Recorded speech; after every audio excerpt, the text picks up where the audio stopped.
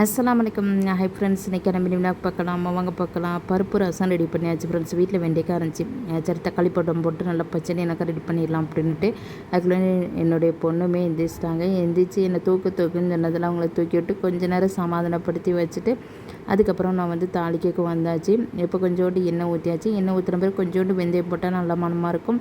அதோட வெங்காயம் பச்சை மிளகா போட்டு நல்லா வதக்கின பிறகு புளிப்பு சுவைக்காக தக்காளி பழம் ஃப்ரெண்ட்ஸ் அதையும் போட்டாச்சு. ஒரு 4 தக்காளி பழம் நறுக்கியிருக்கேன். அதை போட்டு நல்லா மசித அளவுக்கு நல்லா வேகட்டும்.